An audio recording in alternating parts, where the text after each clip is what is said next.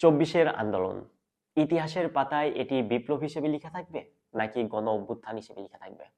বর্তমানে এরকম একটি প্রশ্ন জনমনে ঘুরপাক খাচ্ছে। চব্বিশের আন্দোলনটা বিপ্লব নাকি গণ অভ্যুত্থান, আজকের এই ভিডিওতে আমি ক্লিয়ার করব। আপনাদের সাথে আছে আমি Sajjad Arif. Welcome to my another video.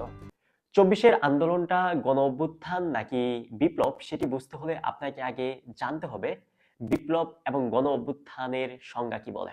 গণ অভ্যুত্থান একটি বিষয়কে তখনই বোঝায় যখন সাধারণ মানুষ একসাথে কোনো অন্যায়ের বিরুদ্ধে দাঁড়িয়ে পড়ে অথবা প্রতিবাদ করতে শুরু করে।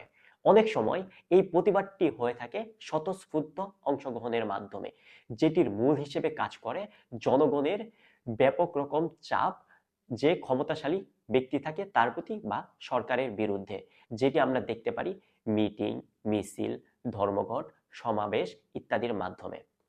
সহজভাবে যদি আমরা বলি গণ অভ্যুত্থান মানে হলো মানুষের একসাথে প্রতিবাদ করার বিষয়টি। এখন আমরা আসি বিপ্লবের ক্ষেত্রে।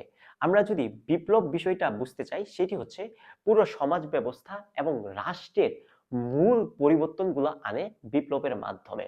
সেটি হতে পারে সামাজিক, রাজনৈতিক, অর্থনৈতিক এবং শিক্ষা খাত, চিকিৎসা খাত এবং দেশের যে দুর্নীতিগুলো থাকে সেই জায়গাগুলোতে পরিবর্তন এনে, মানে পুরনো যে সিস্টেমটা আছে সেটিকে ভেঙে দিয়ে নতুনভাবে দেশটাকে পরিচালিত করা হয়, সেটি সুসংগঠিত এবং পরিকল্পনা মাফিক চলতে থাকে। সহজভাবে আমরা বিপ্লব মানে পুরো সিস্টেম ব্যবস্থার পরিবর্তনকে বুঝি। এটির উদাহরণ টানতে গেলে আমরা বলতে পারি আমাদের 1971 সালের মুক্তিযুদ্ধের কথা।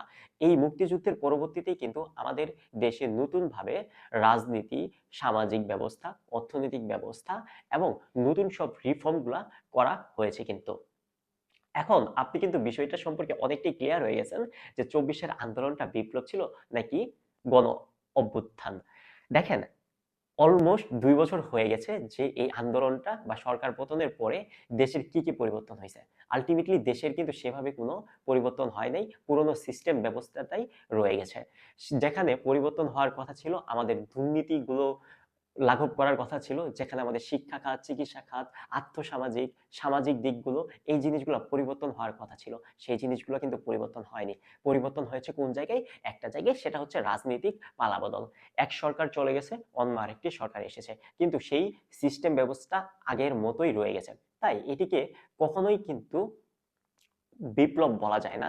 এটিকে আপনি গণ আন্দোলন বা গণ অভ্যুত্থান ট্যাগ দিতেই পারেন বা বলা যেতেই পারে।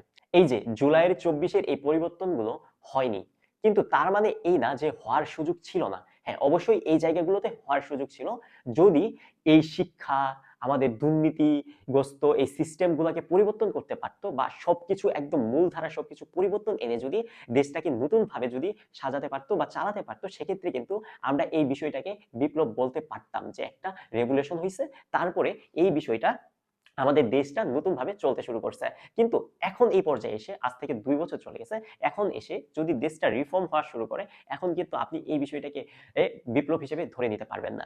এখন নির্বাচন হয়ে গেছে, কোনো একটা দল ক্ষমতায় আসছে, এখন যদি এই জিনিসগুলো রিফর্ম হয়, সেক্ষেত্রে কোনো একটা দলের ক্রেডিট অবশ্যই দিতে হবে। আমি শেষের দিকে একটি কথা বলে শেষ করব, সেটি হচ্ছে সব বিপ্লবের শুরুই হয় গণ অভ্যুত্থান দিয়ে, কিন্তু সব গণ আন্দোলন বিপ্লব হয় না।